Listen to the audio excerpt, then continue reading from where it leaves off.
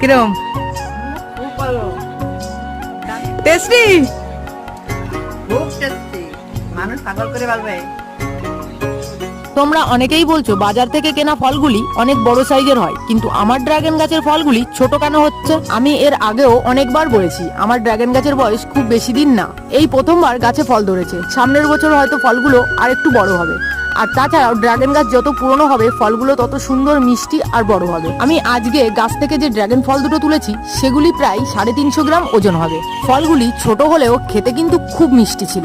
তোমরা যারা যারা ড্রাগন ফল খেতে চাও আমাকে কমেন্ট করতে পারো, আমি চেষ্টা করব সবার বাড়িতে ড্রাগন ফল পৌঁছে দেওয়ার।